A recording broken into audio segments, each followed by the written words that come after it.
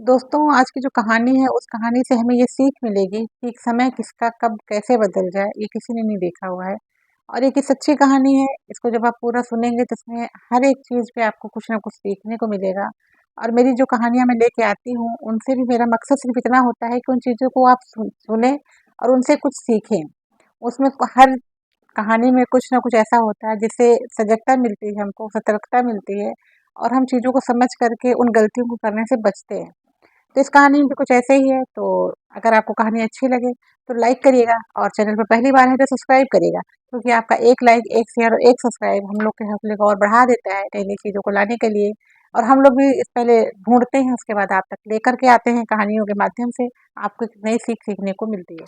तो चलिए कहानी शुरू करते हैं। तो दोस्तों, आज की कहानी कोलकाता की है और एक ऐसे व्यक्ति की है जिसने बहुत स्ट्रगल करने के बाद एक अच्छे मुकाम पे पहुँचता है। तो एक दिन वो कहीं से लौट रहा होता है और कोलकाता से 80 किलोमीटर पहले एक जगह हाईवे पर वो रुकता है रात के टाइम और उसके साथ उसका दोस्त भी होता है।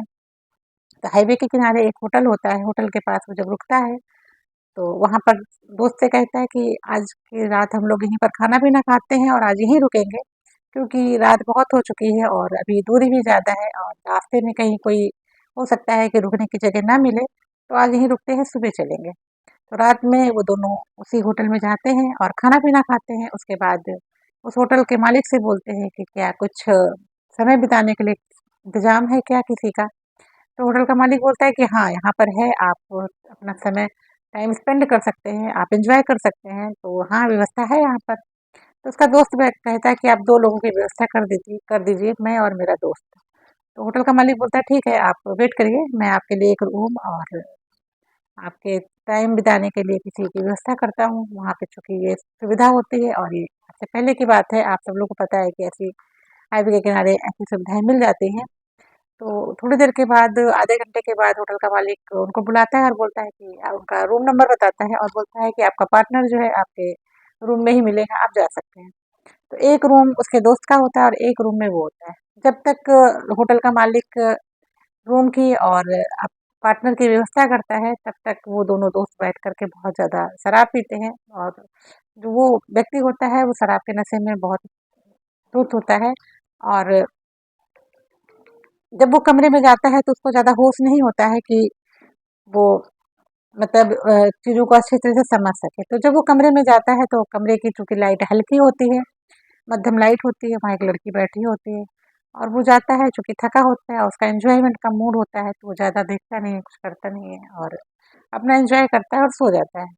सुबह उठता है, तो वो लड़की तो उस कमरे में होती नहीं है। सुबह उठता है, नहाता-धोता है और अपने घर के लिए निकलता है। आते समय रास्ते में वो रात की कुछ बातें याद करता है, तो उसको ऐसा लगता है कि जैसे जिस लड़की से वो रात में मिला है, उसको उसने कहीं देखा हुआ है। लेकिन वो सोचता है कि हो सकता है कि मेरा भ्रम हो और लड़की मैंने नहीं देखी हो, लेकिन फिर भी बहुत दिमाग पे जोर देने की कोशिश करता है, तो उसे लगता है कि नहीं, ये लड़की तो मैंने कहीं तो देखी है, ये मेरी लड़की पहचानी हुई है, जान की है, जान-पहचान की लड़की है। तो वो उसको कुछ याद आता है कि शायद ये वही लड़की है। सोचता है तो वहाँ पे वो फ़ोन करता है और पता पूछता है कि वो जो लड़की थी वहाँ पर, उसके बारे में पता लगाओ कि वो कहाँ पर है। अपने वहाँ के जो मिलने वाले लोग होते हैं उनसे पूछता है, तो दूसरे दिन तक उसके पास कॉल आती है, तो जिसको वो फ़ोन करके पूछता है कि वो उस लड़की के बारे में पता लगाओ जिसके बारे में वो जानना चाहता है, तो वहाँ से कॉल आती है कि वो लड़की तो उसको मरे हुए तो 10 साल बीत चुके हैं और 10 साल पहले ही उसकी डेथ हो चुकी है। तो वो कहता है कि ऐसा कैसे हो सकता है? मैंने जिसको देखा ये वही लड़की थी। हो सकता है कि मन का भ्रम हो, लेकिन फिर वो सोचता है कि नहीं, एक बार मैं जाकर के फिर से जाकर देखता हूँ कि जो मैं सोच रहा हूँ वो मेरे मन का भ्रम है या सच में वो लड़की मर चुकी है। वो 2 दिन के बाद उसी होटल में फिर से पहुँचता है और अब की बार वो अकेले पहुँचता है और होटल के मालिक से जाकर के बोलता है कि मेरे लिए एक पार्टनर की व्यवस्था कर दीजिए। तो वो बोलता है ठीक है, आप थोड़ी देर बैठिए, मैं भी आपके लिए पार्टनर की व्यवस्था कर देता हूँ। और फिर वो एक पार्टनर की व्यवस्था करता है और कहता है आप अपने रूम में जाइए और पार्टनर वहाँ पर बैठा है। जब वो उस रूम में जाता है, तो जो उस लड़की को देखता है, तो फिर होटल रिसेप्शन पे मालिक से मिलता है और बोलता है कि नहीं, मुझे उस लड़की से नहीं मिलना है। मैं जब 2 दिन 3 दिन पहले यहाँ आया था, मैंने जिस लड़की को आपने मेरे पास भेजा था, मुझे उसी से मिलना है। तो होटल का मालिक कहता है कि वो लड़की तो अभी अवेलेबल नहीं है क्योंकि उसकी तबीयत थोड़ा खराब चल रही है। और अभी तो आपको इसी से आप अपना टाइम बिता सकते हैं इसके साथ। तो वो लड़का कहता है कि नहीं, मुझे उसी लड़की से मिलना है। तो बोला कि नहीं सर, वो तो बीमार है, मैंने उसको कॉल किया था आपके कहने पर, और वो बीमार है, वो आ नहीं सकती है। तो कहता है कि वो लड़की कहाँ पर है, क्या हॉस्पिटल में एडमिट है या अपने घर पर है? तो बोलता है कि नहीं, वो अपने घर पर ही है, और यहाँ से करीब 1 किलोमीटर दूर उसका घर है, वहीं पर रहती है। तो वो रिक्वेस्ट करता है उस होटल के मालिक से, कहता है क्या मैं उस लड़की से उसके घर पर मिल सकता हूँ? देख, पहले तो मना करता है होटल का मालिक कि नहीं सर, ऐसे हम किसी की प्राइवेसी नहीं बताते हैं। लेकिन जब वो होटल के मालिक से थोड़ा रिक्वेस्ट करता है, थोड़ा स्टाफ वगैरह को मनाता है, तो कहता है ठीक है, आप मिल लीजिए। स्टाफ के एक मेंबर को उसके साथ भेजता है, और वो वहाँ तक लेके जाता है, उसके रूम के बाहर तक छोड़ करके, और वो चला आता है। और वो लड़का जो होता है, वो जा करके दरवाज़ा नॉक करता है उस कमरे का, जिसमें उस लड़की को बताया जाता है कि उस कमरे में है। जैसे ही वो दरवाज़ा नॉक करता है, दरवाज़ा खोलते ही जो लड़का होता है वो उस लड़की को देखता है, जो लड़की होती है उस लड़के को देखती है। तो लड़की अपना मुँह घुमा लेती है, और लड़का देखते रह जाता है, क्योंकि उसको याद आ जाता है कि वही लड़की है, और जो मुझे बताया गया है कि वो बहुत पहले मर चुकी है, ऐसा गलत है। अब लड़की चूँकि मुँह घुमा लिए होती है, और लड़का उसको पहचान गया होता है, लड़की भी उसे पहचान लेती है। तो वो कहता है कि मुझे तुमसे कुछ बात करनी है, और उसका नाम लेता है, कहता है कि तुम शालिनी हो ना?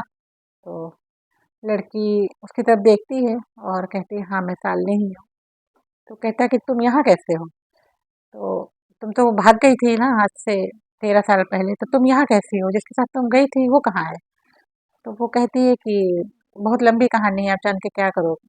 एक्चुअल में फ्रेंड्स, वो जो लड़की होती है वो इसी व्यक्ति की पत्नी होती है, जिसका 13 साल पहले वो भाग गई होती है एक आदमी के साथ। होता कुछ ऐसा है कि ये जो व्यक्ति होता है, इसका नाम राजेश होता है, ये गोरखपुर उत्तर प्रदेश में रहता है। एक समय, आज से 13-14 साल पहले हो सकता है आप लोगों ने न्यूज़ में पढ़ा हो कि गोरखपुर में एक गाँव में आग लग जाती है। उस आग में इसका घर भी जल जाता है, और भी 10 लोगों का घर जल जाता है, और इसका घर जल करके बिल्कुल पूरी तरह से तहस-नहस हो जाता है। घर में कुछ भी रहने लायक चीज़ नहीं होती है, चूँकि इसके परिवार में कोई होता नहीं, यही दोनों पति-पत्नी होते हैं। इसका घर पूरी तरह से जब तहस-नहस हो जाता है, तो ये अपनी पत्नी को लेकर के पत्नी के मायके चला जाता है।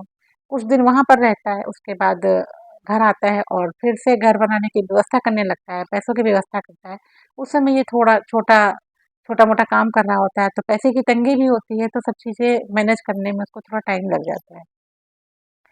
तभी थोड़ा-सा घर बना के व्यवस्था करता है, और अपनी पत्नी के पास जाता है, कहता है कि चलो, मैंने रहने लायक व्यवस्था कर दी है, हम लोग साथ रहते हैं, मायके में रहने पर तुम्हारी कोई इज़्ज़त नहीं है, हम लोग साथ रहते हैं, धीरे-धीरे करके घर फिर से बन जाएगा, गृहस्थी फिर से जुट जाएगी, जो खत्म हो गई है, थोड़ा-सा टाइम लगेगा ही। लेकिन उस समय उसकी पत्नी उसके साथ आने के लिए मना कर देती है, कहती है कि मैं ऐसे गरीबी में नहीं बिता सकती हूँ, पहले पूरा घर की गृहस्थी और सब चीज़ों की व्यवस्था अच्छे से करो, फिर मैं तुम्हारे साथ चलूँगी। तो पति चूँकि उसको बहुत प्यार करता होता है, तो कहता है ठीक है, तुम यहीं रहो, कोई बात नहीं, मैं व्यवस्था कर लेता हूँ, फिर मैं तुमको ले जाऊँगा। बीच-बीच में वो मायके आता-जाता रहता है, अपनी पत्नी से मिलता है, उसको खर्चा-वर्चा भी देता रहता है। इसी बीच वो व्यवस्था में लगा होता है कि मैं जल्दी से व्यवस्था कर लूँ और अपनी पत्नी को अपने घर लेकर के आऊँ। उस बीच में उसके पास खबर आती है कि उसकी पत्नी गाँव के ही एक लड़के के साथ भाग गई, मायके में ही। अब वो परेशान हो जाता है, खैर क्या करे वो, उसका मन टूट जाता है वहाँ से, गोरखपुर से। और जो बना रहा होता है वैसे ही छोड़ करके वो अपने एक दोस्त से कहता है कि मुझे कहीं काम दिला दो। उसका दोस्त उसको कोलकाता लेके आता है। कोल कोलकाता में उसका दोस्त जो होता है वो एक टैक्सी दिलवाता है उसको, और वो टैक्सी में चला ड्राइवरी का काम करता है उस टैक्सी से। उसके बाद कुछ पैसे जोड़ता है, तो वो अपनी पुरानी टैक्सी खरीदता है। पुरानी टैक्सी खरीदने के बाद फिर वो एक नई टैक्सी खरीदता है। ऐसे कर कर के वो एक अच्छा खासा बिज़नेस डेवलप कर लेता है अपना टैक्सियों का। 10-12 टैक्सियाँ हो जाती हैं जिसको वो किराए पर चलवाता है, और अच्छा खासा उसके पास पैसा आता है। फ्लैट वगैरह सब कुछ उसके पास, सारी सुख-सुविधाएँ हो जाती हैं। लेकिन शादी वो फिर भी नहीं करता है। तो वो उससे पूछता है कि जो जो छोड़ के जिसके साथ तुम गई थी, उसने तुम्हारे साथ किया क्या किया? तो उसने बताया कि वो मुझे गोरखपुर से लेकर के गया था, तो मुझे दिल्ली लेकर के गया, और दिल्ली 1 डेढ़ साल तक मेरे साथ रहा। उसके बाद उसने मुझे कोठे पर बेच दिया। कोठे पर मुझे बेच कर के वो चला गया। अब कोठे से मैं निकलना भी चाहूँ, तो उसने चूँकि मुझे बेचा हुआ था, तब मैं निकल नहीं पा रही थी। ऐसे करते-करते मैं 8 साल तक दिल्ली के कोठे पर रही, और कोठे पर रहते-रहते मैं बहुत परेशान रहने लगी चीज़ों को। फिर मैंने अपने आप को उसी में ढाल लिया कि यही मेरी ज़िंदगी है। लेकिन एक समय हुआ कि मुझे काफ़ी टाइम से जब कुछ बीमारी हो गई, और वो बीमारी सही नहीं हो रही थी, तो कस्टमर हमारे पास आने से थोड़ा हटने लगे तो वो जो कोठे की मालकिन थी, उसने कहा कि तुम इस तरह से बीमारी से ग्रसित हो और हमारे कोठे का नाम बदनाम हो रहा है।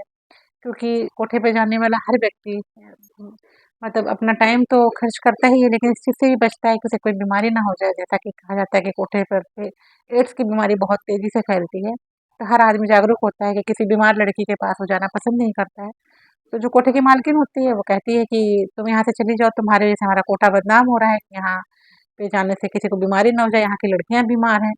तो मुझे वो बार-बार वहाँ पे जाने के लिए कहती थी, लेकिन मैं जाऊँ कहाँ? ऐसे ही मेरा एक कस्टमर था जो ट्रक चलाता था, वो जब कभी दिल्ली आता था तो वो मेरे ही पास आता था, तो मैंने उससे अपनी बात कही कि मुझे यहाँ से जाने के लिए कहा जा रहा है, लेकिन मैं कहाँ जाऊँ? मैं अपने मायके भी नहीं जा सकती हूँ, क्या करूँ मैं?